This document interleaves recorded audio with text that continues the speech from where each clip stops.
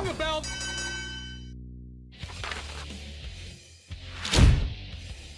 Hello everyone and welcome to the Slam Society. Welcome to my retro review here of WCW Millennium Final from November 16th, 2000 from the Arena Oberhausen in front of 9,000 fans.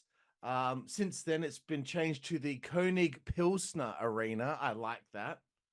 And this is one of the 5 WCW pay-per-views not available on the WWE Network. Why am I doing a retro review here of Millennium Final? Well, it's because this was one of, I guess, the first German pay-per-views in pro wrestling from, you know, a major organization from the United States.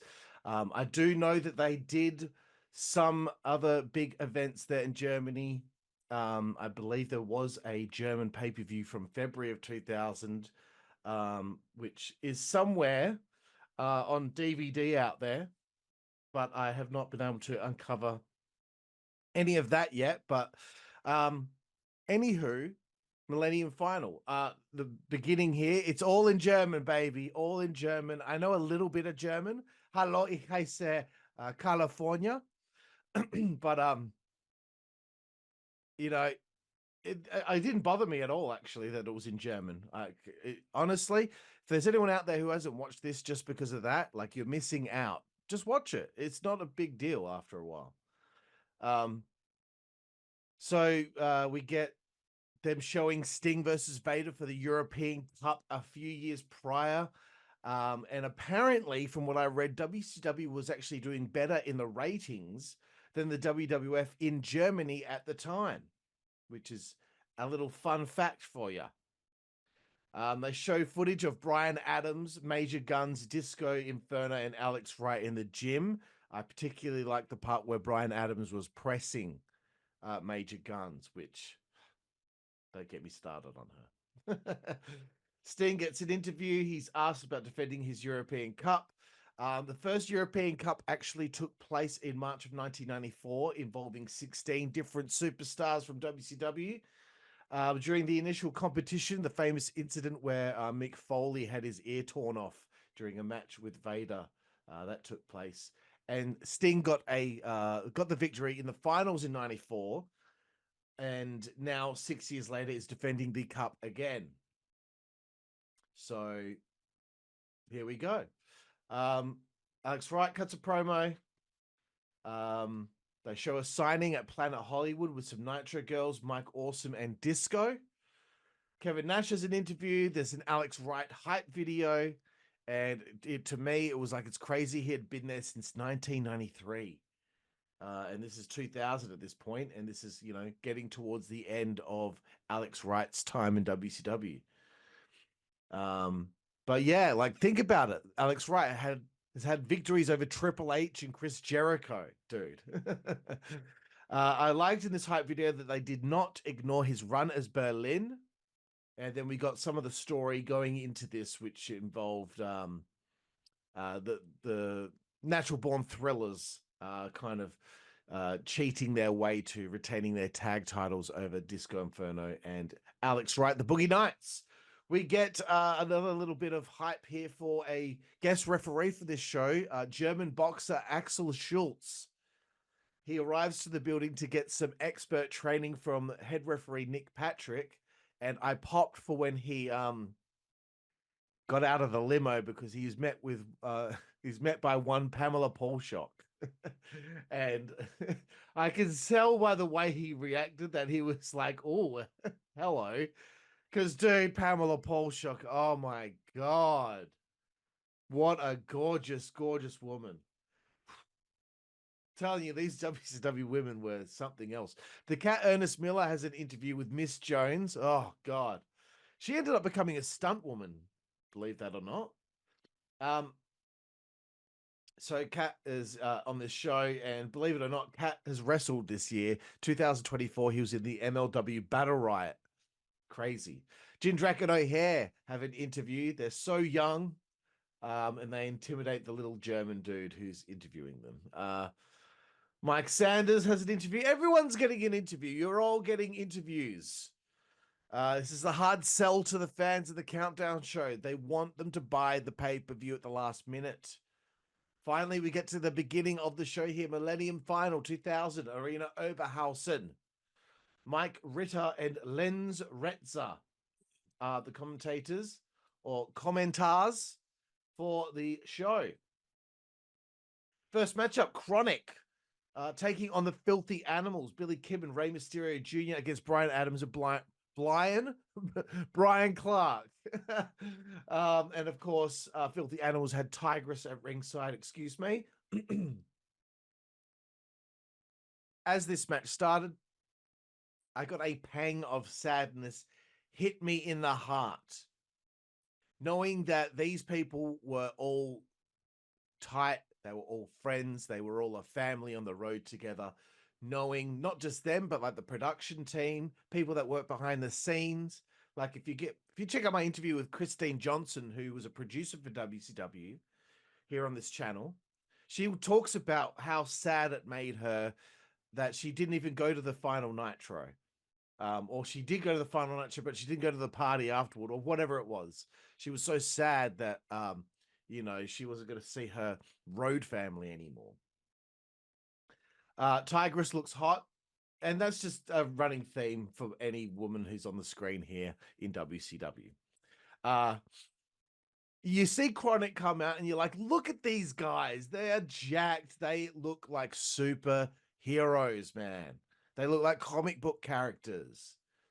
I'm telling you.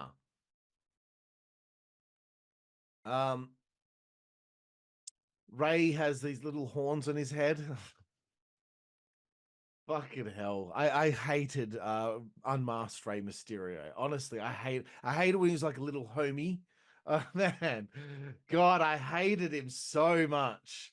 I loved it. It used to just get me so angry that he somehow would beat Bigelow and Scott Norton and Kevin Nash, and I'd just be like, someone just kill him already. Clark was on point in this matchup, dude. They you know what, they made Mysterio and Kidman look really good here, these two big guys, but it came across believable. Again, Brian Clark, great execution of moves, his running power slam, everything he hit was crisp, dude. Brian Adams hits an F5 at one stage. Yes, believe it or not, Brian Adams and I believe Sick Boy, they utilize different versions of the F5 at some stages of their time in WCW, long before Brock Lesnar. So here's one thing I wanted to talk about. So you mean to tell me within a year, Kronik suck? Like, they had this great match here with Kidman and Mysterio. What do you think's going to happen when you stick those two big guys in there with Kane and Undertaker? You're going to get an amazing match? Like, okay, that's probably like a big man brawl. You know, that's like a Powers of Pain against the Road Warriors type deal. But it's absurd to me that anyone out there would think or would ever say that Kronik were crap when they came to WWE. Now, I interviewed Brian Clark. We talked about this. And Brian made it clear. All they had been asking them was, can you at least let us go down to developmental or have us work some live events before getting out there and wrestling Undertaker and Kane on pay-per-view? We haven't been in the ring for a while. We need to make sure that we've got our timing back. Because that's a thing. You can lose your timing. That's why Mercedes Monet so far in AEW, she's been having a hard time with her matches because she's been out so long. She hasn't had that many since being back. Her timing has been off. The same thing happened to Naomi when she was in TNA. And she was the Knockouts champion every pay-per-view that I covered of it. I said, dude, Trinity, Naomi, her timing is off. She needs to get some reps. This is prevalent throughout professional wrestling right now, especially with AEW, because they don't do live events. So people are off TV for months at a time. People don't realize that timing is everything. It's important in professional wrestling.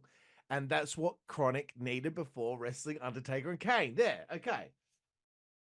And to be perfectly honest with you, they should have opened up that invasion. I'm sorry to go on a rant. They should have opened up that invasion angle because you had guys from WCW and WWF in Heartland Wrestling Association, in OVW. You had D'Lo Brown and Steve Blackman and Val Venus down there.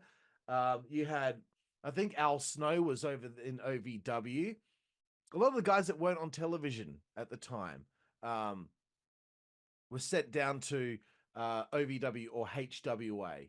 And, you know, Kwee, Elix Skipper, Brian Adams, a plethora of those mid-card guys, Stamboli, Palumbo, Jindrak. They were all thrown down there in developmental. Reno. They should have been putting that on TV, showing that the war between WCW and WWE is even affecting the developmental. If I would do anything. I would do anything to rewrite that angle and go back in time. Okay. So again, a very well worked match where the Filthy Animals offense made sense. Although I will say, Rey Mysterio, your Bronco Buster has always sucked, dude. Okay. You hit it once and then you try to bounce, and then within the third bounce, you have no more momentum. The end came when Kronik hit the high times. So this match went 10 minutes, 15 seconds. And that's what I like to see. The big dudes beat the little guys because that's what's realistic. Okay. So this is what I'm going to do. After I give my match review, I'm going to go to a review from kbwrestlingreviews.com from 2011 by a guy called Thomas Hall. He's got a review called WCW Millennium Final. Here's one I bet you haven't heard of. He gave this match a D. Holy goodness, this was boring. I never thought an 8-minute match. Okay, it's a 10-minute, 15-second match, so fuck you. I never thought an 8-minute match could be so stupid, but I was wrong. Great analysis, Thomas. Fantastic analysis, bro. I mean, just nothing interesting happened here. Explain what it is. This is what I fucking can't stand about people that are in wrestling journalism and do reviews. You don't give us any sort of insight into any fucking thought that you have. Okay? I thought this was good. I thought that Kronik made the little guys look good. I thought that Billy and Ray's selling for Kronik was fantastic. I don't know what it was that you were looking for here. This was so uninspired, it was pathetic. Get the fuck out of here, Thomas. I fucking can't stand people like this. If anyone out there wanted to know about this show, this German pay-per-view, and they went to see a review on it before maybe checking it out, I don't know. People try to do that sometimes to see if it's worth their time. And then they see something like this. They see somebody who has an agenda like this to immediately look to shit on the show. Fuck you, Thomas. Fuck you, dude. You are a fucking hack. No one cared at all, and it was just painfully obvious. Did you not listen to what the crowd, how they were fucking reacting? The crowd was into it. So how can you say no one cared at all and it was painfully obvious when you say the crowd was into it, but that's all they had going for it? You fucking hack. You don't even know what you're fucking talking about. What a fucking dickhead. Sorry to get angry, but I can't fucking stand shit like that. And this guy's still doing reviews. You fucking hack. 18-man Battle Royal comes up next. Mike Awesome, Alex Wright, Billy Kim, and Brian Adams, Brian Clark, Disco. Elix Skipper, Finlay, General Rection, Conan, Kwee, Lance Storm, Jindrak, Sanders, Norman Smiley, Rey Mysterio, and Sean O'Hare, and the Cat. So I think Elix and Lance started this off here. Yeah, they did. Elix is actually an area manager for Cracker Barrel now, I believe. I believe he's an area manager. General Rection was in next, obviously, Team Canada and Misfits in Action, which I think are a very underrated group. I like Misfits in Action. You can check out my exclusive interview with Lash LaRue where we talk about Misfits in Action. This is the biggest push of Hugh Morris's career. Look, I can't keep doing blow by blows here. The Cat, Sanders came in. All these guys, the Cat Sanders, they're all getting the biggest pushes in their career that they ever had at this point in WCW. You can say what you want about 2000 WCW, but they were really still trying with new stars, new people, and trying to feature them. That's something that's really poignant and important to remember. Stop believing the fucking narrative put out there that, oh, you know, it's almost as bad as WCW 2000. Fuck up, dickhead. Like, WCW 2000, E for fucking effort in comparison to what I see going on today. E for fucking effort. They actually try to do stuff with people's characters, dude. You get to learn about people's characters from week to week. I can't stand it. Another thing I can't stand though, Mike Awesome as that 70s dude, he gets to the ring and he's just Mike Awesome. It's just, yeah, look, it was a bad idea. I wish I was in the room to say, don't do that. Just let him be a killer. That's what he is. Just let him be a killer. It just doesn't suit him. It doesn't suit him. Kwee came out next. I started again getting sad seeing all these guys, you know, and I'll talk a bit more about Kwee later. Alan Funk. Disco got a pop when his theme song hit, but then everyone beat him up. Kronik cleaned house. You know, and I thought to myself, this is a hell of a way to eat up some time for the pay-per-view here, having an 18-man rumble. But people like rumbles. They like them because they like the pop of someone's theme song hitting. Conan came running out with a horn in the middle of his head. So Ray had the two horns. Conan had one in the middle of his head. I'm like, why would you do that?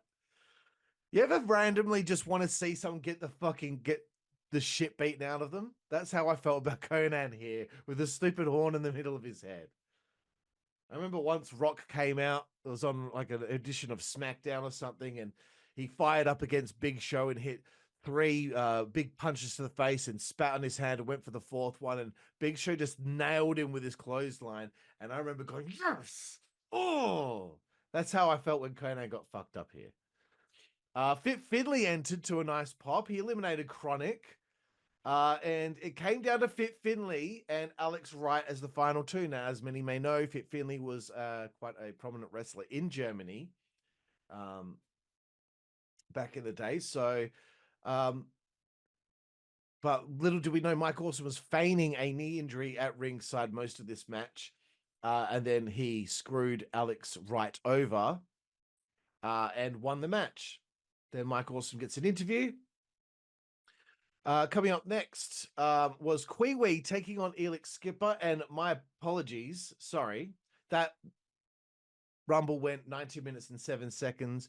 And I will go back, sorry, to the KB Wrestling reviews here by Thomas Hall. Rating D. It's a battle royal, so it's hard to grade. No, it's not. Okay, I'd probably give it a C. I'll give it a C plus because it's just it was what it was. It was used to get people on the show. It was used to get some pops. It was used to get a number one contender for the European Cup or somebody having a chance to move forward in contendership for the European Cup as they'll face Nash later. The booking was just stupid here for reasons already explained. Hang on. You haven't explained anything. Okay? You haven't explained shit. I've read everything that you've had to say. Awesome was fine, but then again, I mark for him, so it's not that easy. What are you going on about? The booking for this show is just all over the place, as you'll soon find out. It's a fucking house show that's on pay-per-view. What do you fucking want?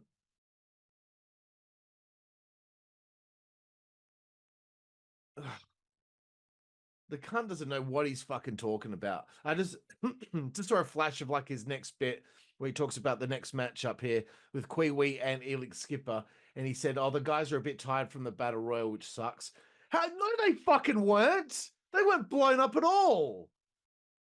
What the fuck are you going on about? They're fit fucking human beings. A battle royal is nothing to them. You're full of shit. Don't make shit up. I know this guy wrote this 13 years ago, but fuck you. It's been out there for 13 years, giving people the wrong idea about this show. I gotta hurry up and get through this. Kwee with Paisley takes on Elix Skipper. Match that goes 10 minutes, 28 seconds. That is the future Queen Charmel. And I will say I'm still very disappointed that she never mentioned Alan or Prince Ikea in her Hall of Fame speech. Wouldn't have hurt. Elix Skipper's theme is a ripoff of Up in Here, Up in Here. Y'all gonna make me lose my cool. Yeah, by DMX. And it is fucking terrible, dude. Oh my God. I might play a little clip of it here at this point of the review. If I don't, then it's because I'm lazy. Prime time, baby. Prime time, baby. I built this house. This is my house. Y'all should know who built this house. Prime time this, prime time this. Show me the green and watch me go. Prime time skills, prime time skills. Y'all should know who built this house. Prime time this, prime time this. Show me the green and watch me go. Prime time skills, prime time skills. But anyway, Kwee comes out. That's my fucking boy right there. Check out my exclusive interview with him on the Insider's Edge podcast on this channel. For Alan, things were really working for him at this point now in WCW. He's getting on pay-per-views. He's being featured. Imagine the heartbreak that you would feel being Alan Funk, aka Kwee, when WCW was bought. He was on the Greed pay-per-view. He was winning matches against guys like Jason Jett there on that show. He was being featured. He was on the rise, probably going to be Cruiserweight champion at some point. Imagine the heartbreak. You finally, after years of being in the power plant, you finally get on TV, you get a character that's working, and you're straight back into developmental in WWE. You're wrestling for Heartland Wrestling Association with all the other WCW guys, and you're there just helping out their developmental guys get better. And then everyone that was under WCW got fucking fired one after another, which was such fucking bullshit and so unfair. I believe the only people that got an opportunity was Jindrak and Johnny Stamboli. They actually got the opportunity to do dark matches. I think Palumbo as well. Sean O'Hare was kept around too, but a lot of these guys weren't given even an opportunity to have a dark match. Like Evan Courageous, I don't know if he got one, but like Elix Skipper, like all these guys, Reno, they didn't get a chance to do a dark match. They didn't get a chance to work on some WWE live events. Just give them a chance. It's many years ago now. Fucking hell, it's like 23 years ago. Jesus Christ. So anyway, this is a power plant right here. This is what happens when you have people come out of that power plant. I thought these two had a fantastic match here, Kwee and Elix Skipper. I love when Elix kept on going to Paisley and saying, "How about be with a real man?" Because when you look at Kwee, what a character, dude. What a character. I did also laugh at like realizing no one else in Team Canada was actually Canadian other than Lance Storm. Skipper got a long heat. And I like the finish here. Alan hit that tilt-a-whirl inverted power bomb for a victory. And I thought, yeah, this was, for me, I think this was the second best match on the show. Let's have a look at what Thomas Hall had to say here. Ending kind of sucked. I just said the finish was great. What a great move, the tilt-a-whirl inverted power bomb. Ending kind of sucked, but WCW's strategy with small guys was simple. Let them wrestle and it'll work. They never messed with these guys and it helped a lot, but at the same time, they just left them there when they were ready to move on up, and that's what killed the company off in the end, at least for me. You don't know what the fuck you are talking about. Talk about the fucking match. You reckon their strategy, like they're not, the smaller guys weren't supposed to be main event. They're supposed they're supposed to stay in their fucking lane, dude. It doesn't make sense. Yes, on a rare occasion, like a Rey Mysterio, who is special, who utilizes different evasions and different maneuvers to gain advantage in matches. Yes, somebody like that can probably become a world champion on a whim, but it's not for a prolonged amount of time. It doesn't make sense. It's not realistic. You think that's what killed the company? Oh, fuck off, dude. Like, they're clearly pushing new talent here.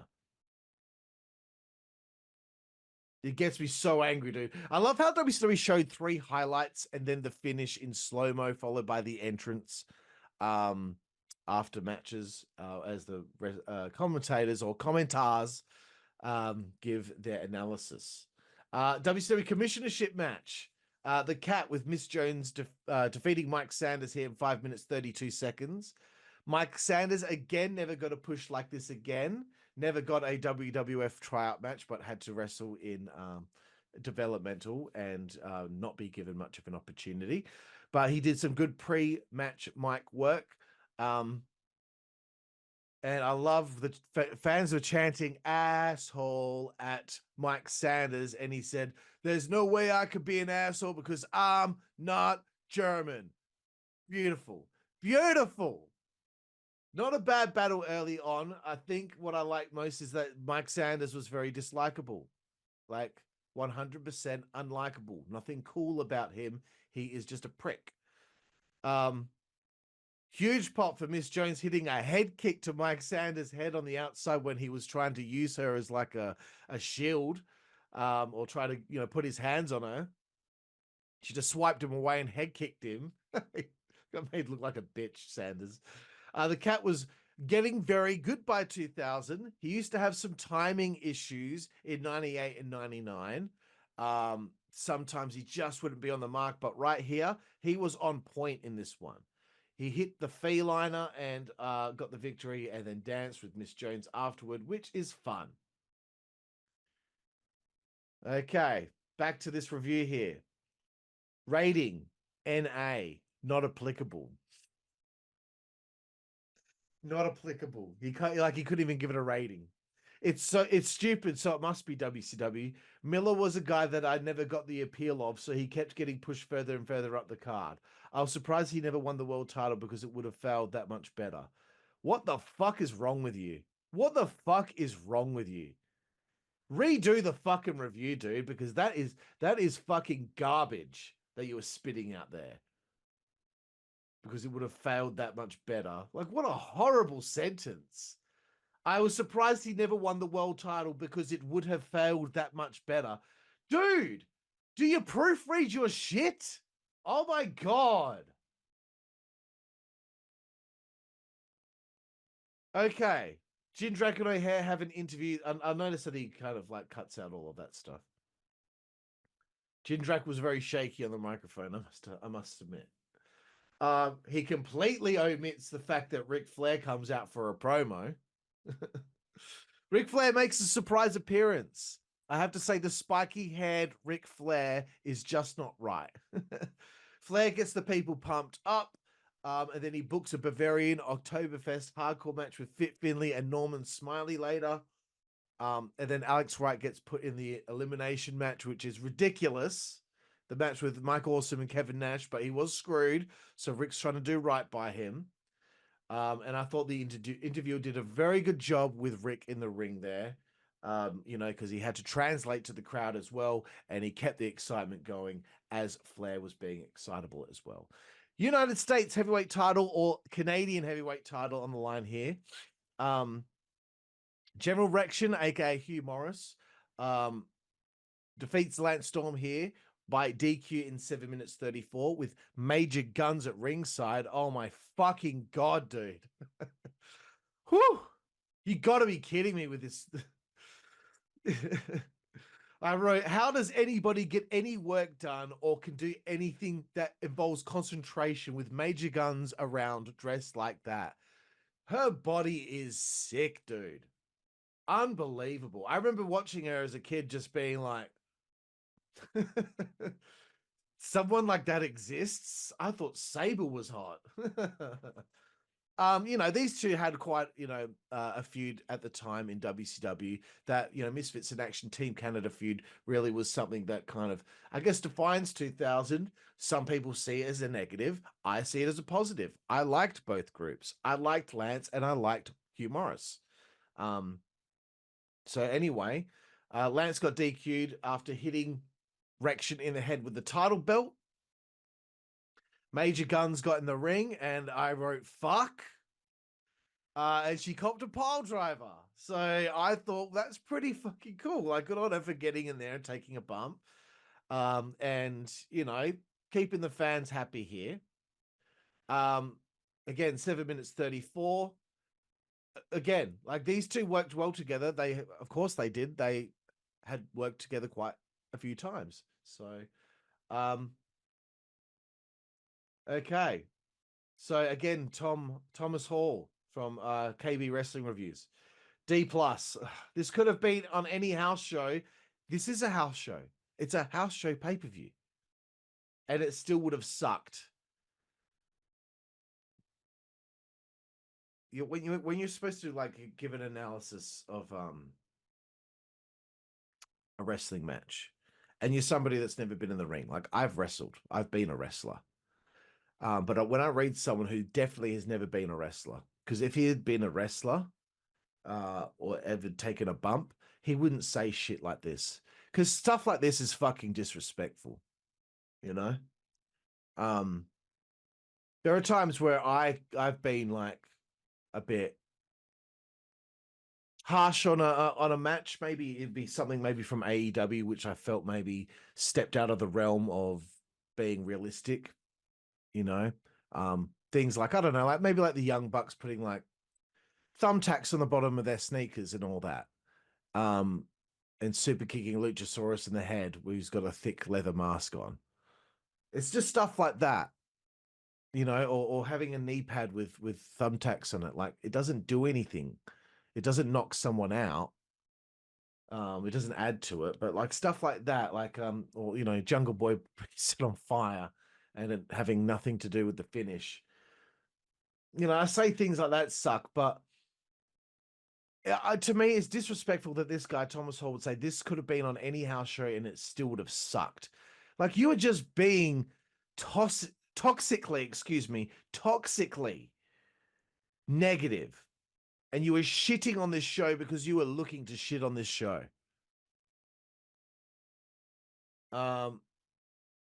Morris won the title 10 days later at Mayhem, so it's not like this was anything more than practice, I guess. Oh my God.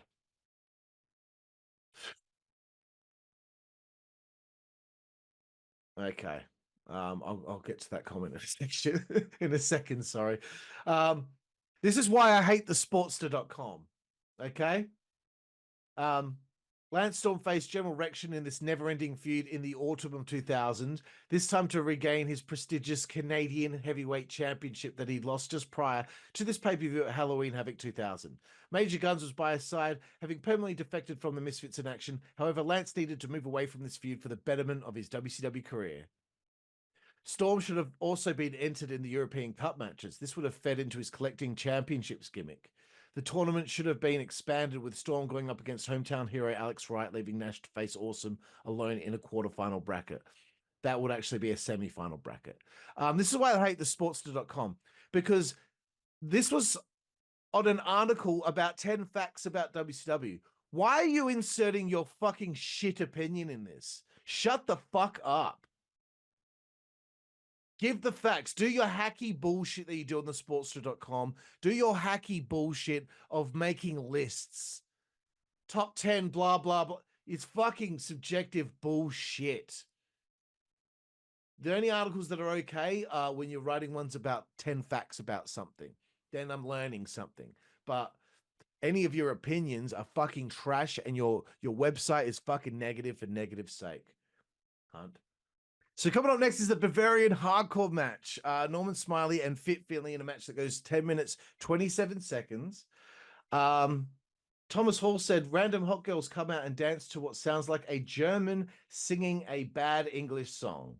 And that song was, hey, hey, baby, ooh, ah, you know that shit. The song that the English crowd always sing to Bailey. Do you not know the song? Do you not know the song? Random hot girls, there's Nitro girls. Do your research. Random hot girls come out. Fucking hack. Okay. So yeah, I love this. I love this.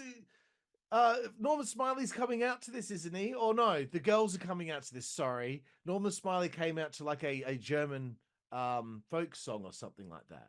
And he was dressed German in the overalls and all that stuff. But it was fun. The crowd were all, I guess they loved that song. Hey, hey, baby. I guess they loved that song. They were all singing. The commentators were singing it. I was laughing. You need to get some fucking joy in your life, Thomas. I hope you've changed since then over the last fucking 13 years.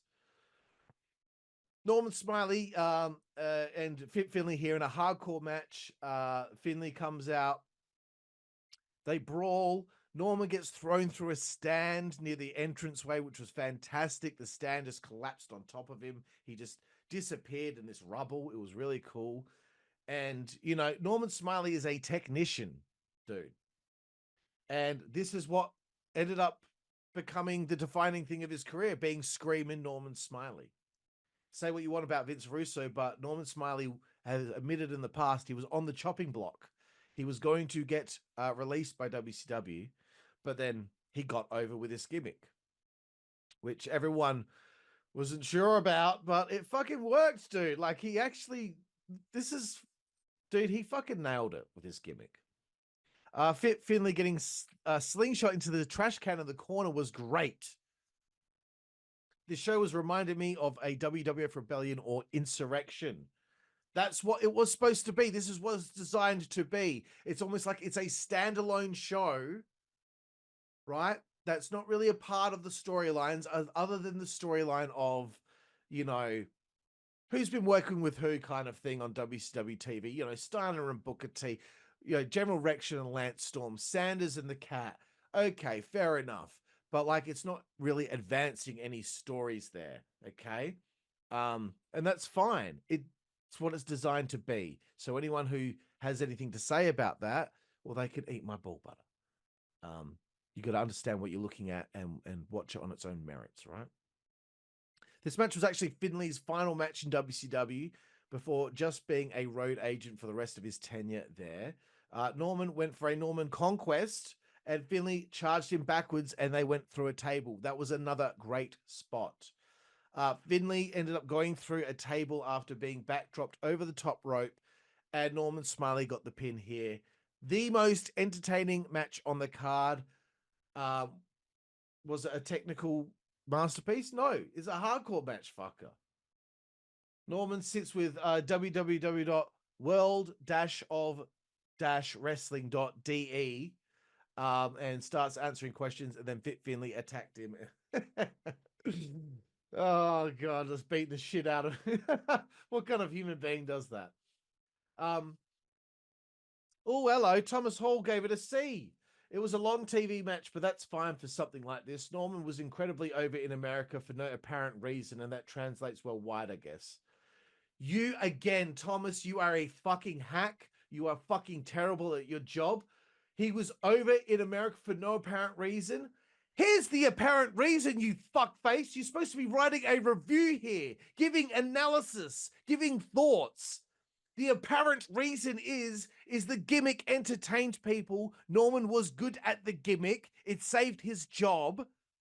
And that's the apparent reason why it's over, because he got it over, because the crowd reacted to it, because the crowd bought more Norman Smiley merch because of it, because ratings went up when Norman Smiley was having a hardcore match on TV.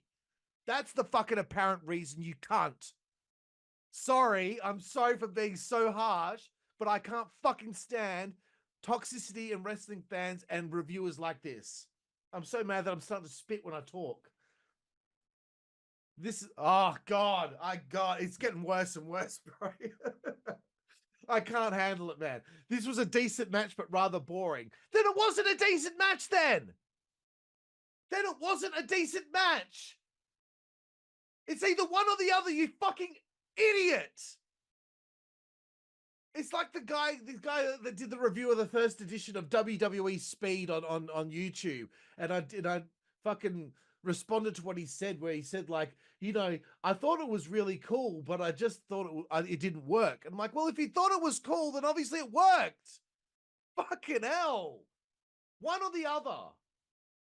There were just so many of these things that it was hard to really find one that stood out, and this one didn't at all.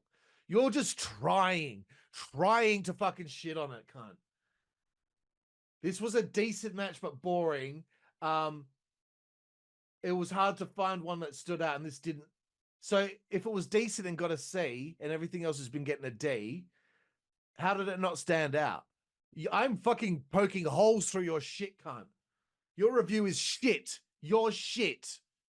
I hope you fucking changed. I hope you have fucking changed.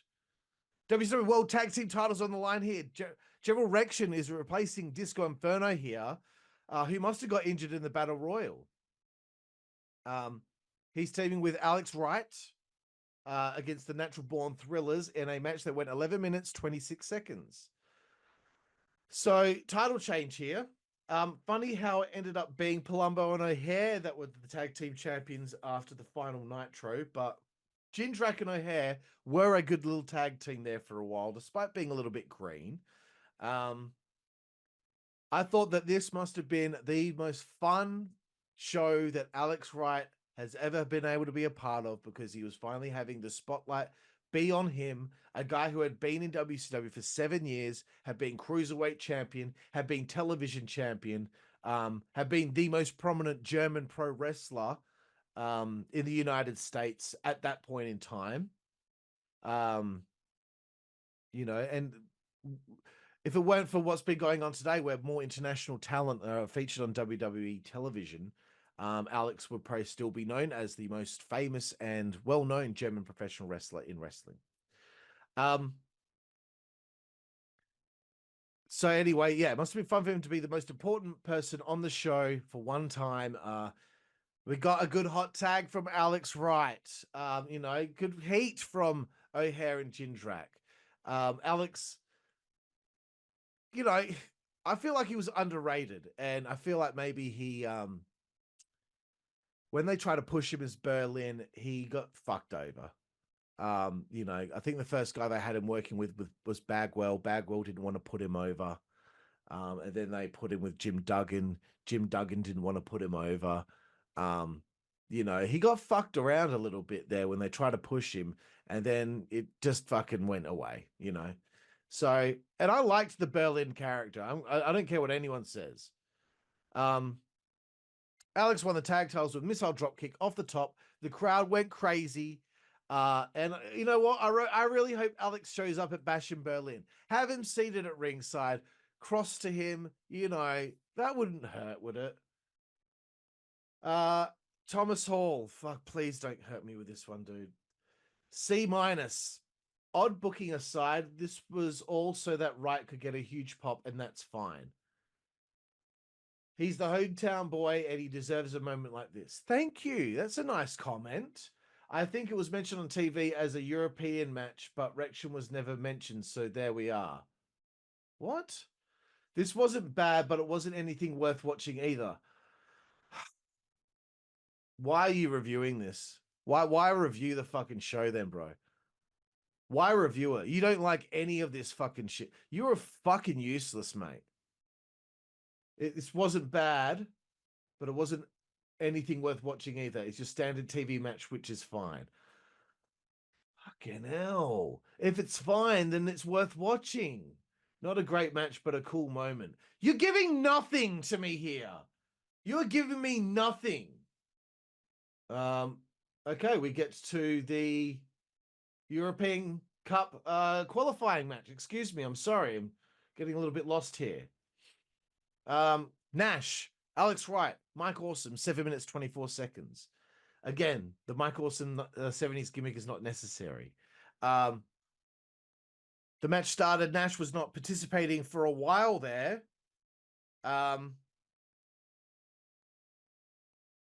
He finally gets involved in the match. Seeing Nash take a double suplex was interesting. You'd never see Nash take moves like that. And he copped a DDT at one stage from Mike Awesome. And again, I was like, don't remember Nash ever taking a DDT.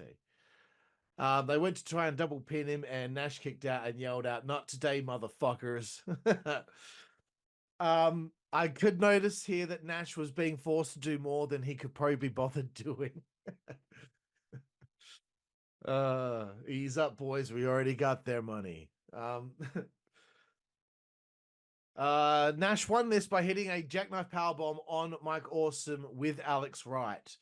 Unfortunately, a table was broken that Alex Wright was trying to set up.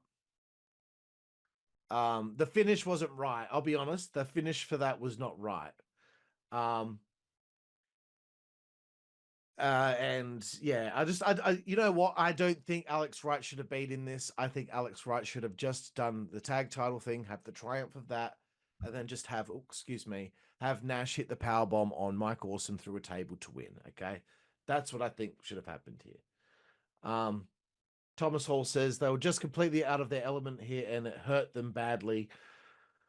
Wright was the only one the fans cared about, but that was just because of the hometown aspect. You can't even give him props for anything. They only like him because he's from there. Otherwise, they wouldn't like him. You're something else, mate. In retrospect, they should have just put him into the main event, if nothing else, to give him a chance to catch his breath.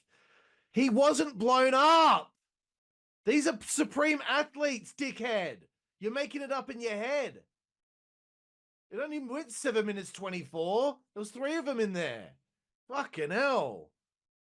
Booker T defeats Scott Steiner with Midajah at ringside. Ooh, hello. 11 minutes 34 seconds for the world title. Steiner was incredibly unkind and harsh on the mic, called the women fat bitches, and then specifically targeted someone in the crowd and went, "Fuck you." He's out of control, man. 2000 was Scott Steiner's year. He was the MVP of 2000 for WCW, like Sid was for 1999. I'm watching Steiner here, and I'm like, I would have loved to have seen 2000 Steiner and Steve Austin have a feud, man. That would be something, a serious fucking feud. Imagine 2000 Steiner going to WWF and feuding with Undertaker, feuding with like a Ken Shamrock, Steve Austin, you know, this Steiner in like a 98 WWF. Forget about it, bro. Midajah is so hot, but she's in her 20s here, but looks like she's in her 30s. Doesn't matter. She's still unbelievable. Typical Steiner versus Booker T match here. This was the best Steiner we ever had this moment in time. I loved this Scott Steiner. But when we're talking about the big bad booty daddy and his freaks, I prefer Shakira being at ringside with Midajah. Steiner with his intimidation of referees at 2 counts was always something I loved. It was like when Ministry of Darkness Undertaker would take one step toward the WWF referees if he got a 2 count, and they would already be pounced outside of the ring. Charles Robinson gets kneed in the gut at one stage by Steiner. Midajah is given the referee shirt. Booker T lays out Midajah. He hits a bookend, and referee Mark Slick Johnson ran into the ring, counted the 1, 2, 3. That was fun. That was fun. Thomas said C+. Like I said, this was the standard match for these two, and it was okay, I suppose. You just can't give him a compliment. You prick. Don't do any retro reviews of WCW, okay? You've made your mind up. You don't like him. With about 10 minutes to work with, what more could you ask of them? Well, they went 11:34, so At least it was a clean pin. I'll get the fuck over it. You people with your fucking clean victories. It wasn't bad, I guess, but they would have I guess you could say this better match in 10 days anyway, so this was fine for practice. This thing that you're getting on about practice, fuck up. You don't, you don't. He's never taken a bump. He's never had a wrestling match. You don't know what you're talking about. Don't do reviews. I'm sure you've understand a bit more about wrestling after all these years because I see that you're still doing them in 2024, but you shouldn't be. Main event time, European Cup title match. Special guest referee Axel Schulz, the boxing sensation from Germany. This guy had boxed, George Foreman. He had boxed for the, World Heavyweight Championship. So, a big star. I would have liked to have seen a few more German celebrities out there for this, but that's okay. It's not necessary. Sting takes on Kevin Nash here, who is qualified 5 minutes 45 seconds. This was Sting's second last WCW match as he had time off before the final Nitro. Nash was in charge early. Sting went after the leg. I was not sure if Axel Schulz knew exactly what he was doing because when people put in submission holds, he started to count them at. But there's a charm to that, isn't there? He doesn't really understand what he's doing. He started to fall in line as Nash kept in control. Nash had a decent bump and feed. Like, he's taken the bumps here, man. He taken a clothesline. He's bumping. He's back on his feet in a few seconds. He's able to do it. He's able to do it. He gets a Stinger splash. He taps to the death lock. Sting retains the European Cup. But again, Axel kept counting during the submissions, which was kind of funny. And it's the real cup because the logo on it was the old WCW logo, not the vagina logo. And I believe the actual trophy is in WWE storage facility collecting dust. So hopefully one day they do have that museum / Hall of Fame in one location. Maybe at that warehouse. I don't know. But if they can have that all set up and have fucking everything that they've collected, put everywhere, that would be really cool. I mean, they must have all the signage from WCW and I would love to fucking go walk around in there. So Thomas Hall had this to say about the main event here between Sting and Nash. D- for all the reasons listed above, because he talks about the match. Plus the fact that no one cared at all. Did you not hear the pop when Sting won the match? Did you not hear the pop when Sting hit the Stinger splash? Like, the crowd cared. This was crap. No, it wasn't. They didn't botch anything. Nash actually took some bumps. Don't know what the big problem here is. What a shock. Two old guys to get to go on for a match that no one is going to care about. Why is this not surprising? What the fuck are you going on about? What a shock. Two old guys get to go on for a match that no one is going to care about. Why is this not surprising? Like, they did care about it. They fucking popped for the finish. I know you're doing a review of this like 11 years after the fact, and I'm doing one 23 years after the fact, but you clearly aren't fucking giving this any sort of analysis. You're not telling us what would be better or what we could do to improve this. You don't explain to us, excuse me, what went wrong. Let's look at some of your review of the actual match. The match is sloppy. Nothing new is attempted. Sting and Nash don't really try that hard. You don't know anything. You've never been in the ring. I saw Nash taking bumps for the bump and feed, and I was like, oh, Nash is putting some effort in here. The match only went 5 minutes 45 or whatever the fuck I said. You said it went on. It went for 9 minutes. Unbelievable, man. Finally, Thomas Hall, one last time to piss me off.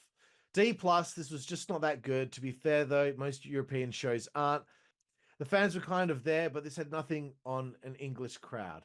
The guys in the lower half of the card worked very hard, and the guys in the main event didn't, so it fits very well. There's a lot of house show stuff in here, and it's just not that interesting. If you can actually find this, don't bother watching it unless you speak German or just really like WCW. If you want to check out kbwrestlingreviews.com and anything written by Thomas Hall, I'll suggest don't bother reading it unless you're a dickhead and you really hate WCW. Fuck you, Thomas. You are a hack and you should not be writing reviews for wrestling shows. Would be glad to fucking debate you on it. Mike Ritter, who worked for WCW Foreign Commentary, is now currently in AEW, revealed that WCW had planned another German-only pay-per-view in the autumn of 2001. It would have been a yearly occurrence in WCW's answer to the WWE's UK-only pay-per-views of the time in their most popular European market. The logo was revealed by Mike via his Twitter account just last year in 2021, as I'm reading this. Obviously, last year was 2023. And the pay-per-view would have been called WCW Odyssey. So this officially makes it the last ever known WCW pay-per-view to exist by name, idea, and concept. Let's look at some cagematch.net ratings before sailing off to the sunset. Aldair316 says, apparently this was a great event for people in Germany, but nostalgia aside, this was a bad event where no fight is worth watching. He gave it a 0. Bro, come on. It's worth more than a 0, okay? What do you want? It's a fucking house show on pay-per-view. It is what it is. Watch it on its own merits. You'll see that there is stuff worth watching. Like, there were at least fucking the hardcore match, Kronik versus Ray and Kidman, was actually very good, despite what Thomas Hall had to say. Kwee and Elix Skipper was good. Sanders and the Cat was entertaining. What do you want, bro? Okay, next comment from Derek Joists. 3 out of 10. Like most overseas shows from this era, this was a glorified house show that was never mentioned on the main programming. There's a point to that.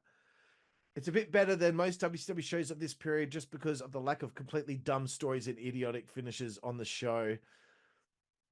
It was clear that none of the wrestlers were giving it their all, not least because most of them wrestled 2 or 3 times during the event. No reason to watch this except possibly nostalgia and the desire to see a show with German commentary.